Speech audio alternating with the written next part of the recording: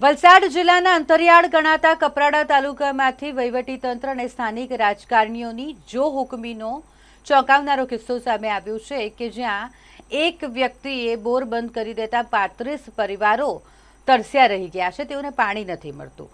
અહીં કપરાડાના ગાઢવીમાં પાણી મુદ્દે દાદાગીરી સામે આવી છે, જ્યાં ભારતીય જનતા પાર્ટીના કાર્યકર્તાએ પોતાની અંગત અદાવતને લઈને સરકારી બોરનું પાણી જ બંધ કરી દેવામાં આવ્યું છે અને જેથી 35 પરિવારો પાણી વગર તરસી રહ્યા છે। કપરાડાના અંતરિયાળ વિસ્તારમાં આવેલા ગાઢવી ગામના તાંબડમાળ ફળિયા ખાતે એક વ્યક્તિની દાદાગીરી સામે આખું ફળિયું લાચાર બન્યું છે। માત્ર અંગત ઝઘડાને કારણે ફળિયાના 35 જેટલા ઘરોના સભ્યો અત્યારે ધોમધકતા તાપમાં પીવાના પાણી માટે વલખા મારી રહ્યા છે।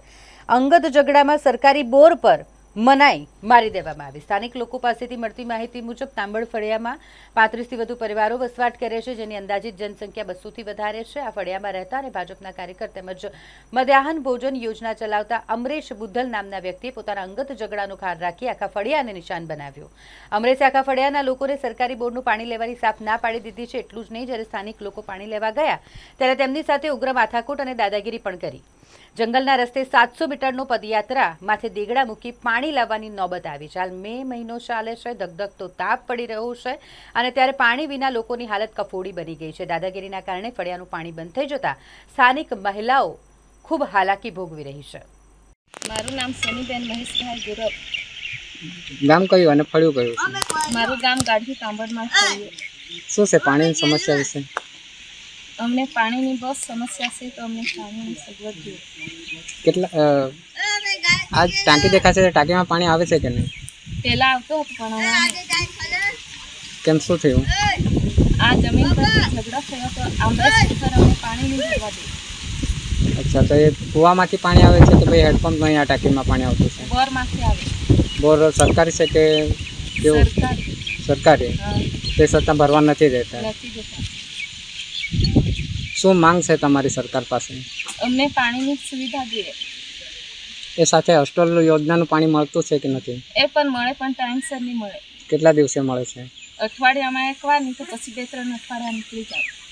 હાલે તમે કઈ જગ્યાએ પાણી લેવા જાઓ છો? હમણાં અમે નીચે જઈએ પાણી લેવા। અચ્છા, કેટલું દૂર છે અહીંથી?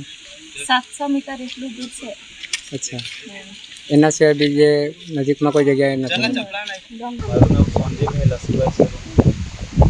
શું છે પાણીની સમસ્યા વિશે? પાણીની સમસ્યા તો અહીંયા એક ટાંકી છે, હા, સરકાર તરફથી આપેલી છે, હા, પણ હમણાં ચાલુ નહીં કરવા દે। કોણ છે એ વ્યક્તિ? અમરેશ બુદ્ધર। એ કયા કારણોસર પાણી નથી ભરવા દેતા? તો ખબર નહીં, પણ નહીં ભરવા દે। જમીનના બાબતમાં આવું કીધા હતા। રવિવારે મીટિંગ રાખેલી હતી તેમની, મેં તો ઘરે નહીં હતો, એટલે સાંજે ખબર પડી। આ મેન્ટેનન્સ ખર્ચો કેવી રીતના તમે પૂરું કરો? મેન્ટેનન્સ ખર્ચો તો અમારું બધાનો 100 રૂપિયા 200 રૂપિયા જેટલા 35 જેટલા થશે, એમાંથી ઉઘડાવીને કરીએ છીએ। મારું નામ ભરતભાઈ કાશીરામભાઈ સુરુ। ગામ કયું અને ફળિયું કયું છે? મારું ગામ ગાઢવી તાંબડમાળ ફળિયું। શું સમસ્યા છે? અમારી સમસ્યા પાણીની સમસ્યા છે। કેટલા સમયથી છે? અમારે ખાલી કાલથી ખાલી આજે બીજો દિવસ છે। કયા કારણોસર પ્રોબ્લેમ થયો છે? અમને એ કારણનું તો ખબર નથી, પણ એક અમરેશભાઈ બુદ્ધરે અમને કીધેલું કે બધા સ્ત્રીઓ અહીંયા પાણી ભરવા આવેલી, તો એને કીધું કે મેં મંગાવેલું, મારા નામથી મેં આ યોજના મંગાવેલી, તો મેં જે કરેલું ત્યાંથી પાણી તમે લોકોએ પીવાનું નહીં, એટલે બધાને અહીંયાથી ખદેડી પાછી ઘરે। હવે તો કાલે હજુ પાછું અહીંયાથી 700 મીટર જેવું નીચે જવું પડે છે, ડુંગર ઉતરીને ચડવાનું બી પાણી લઈને, એટલે નીચે જવું પડે છે પાણી ગાઢવી ગામ ફળિયામાં।